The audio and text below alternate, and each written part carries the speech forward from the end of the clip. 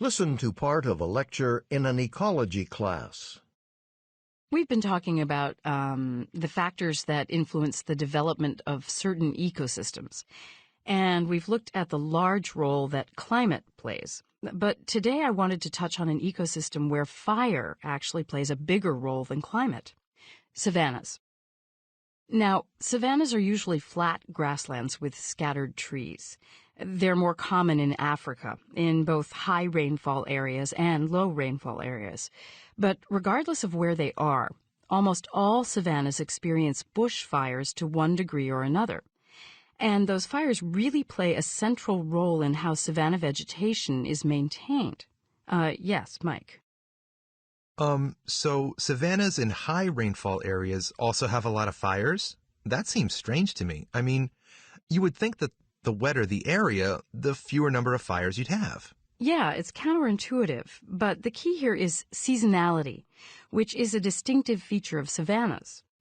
So high rainfall areas can have dry seasons, and that's when the high rainfall savannas burn, after a long dry season has caused the grass to become especially dry. Very dry grass is almost like tinder, and it will burn very easily and very quickly. Also, high rainfall areas tend to produce very high grass, which means a lot of fuel for the fire. In fact, even the driest savannas in low rainfall areas only burn when above average rainfall has allowed plants to grow enough to provide fuel for the fire. All right, since we're talking about ecosystems, let's go back to the vegetation of savannas and how fires affect it. As you might imagine, over time, savanna vegetation has adapted very well to fire. Trees and shrubs have a very thick bark that helps protect them from the fire. And savanna trees are separated pretty far apart from one another, and their crowns are high above the ground. So crown fires are almost impossible. A crown fire burns in the leafy top of a tree and quickly spreads from treetop to treetop when trees are close together. But still, some plant species recover more quickly than others. In savannas, some plants need seeds to reproduce and others do not. Plants without seeds undergo what we call vegetative regeneration. Vegetative regeneration means the plants use their own root systems to regenerate. Those plants are the ones that recover from fires more quickly because they can sprout from underground buds after a fire. Are there a lot? I mean, how frequent are these fires? Well, it varies with climate conditions. And of course, some fires are deliberately started by people. Those occur pretty much year-round to clear land for cultivation and keep excessive growth down, that sort of thing. They're extremely common, whereas natural fires are a result of specific rare events, like when lightning strikes during a thunderstorm. Don't they worry about completely destroying native species or something?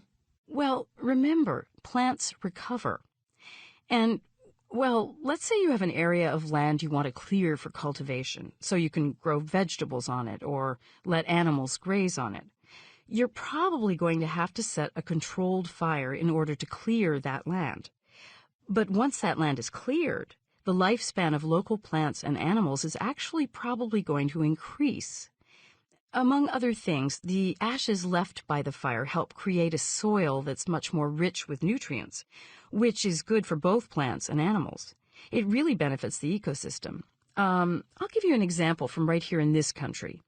In the Midwest of the United States, without the existence of carefully controlled fires, the savanna oak tree would be in serious danger of extinction.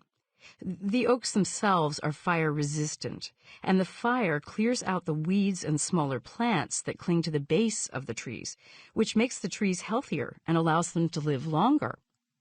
Now, let me be clear. Fire is a real danger in forests, where trees grow closer together and their bark is thinner. Important not to overlook that. But in savannas, they're almost necessary.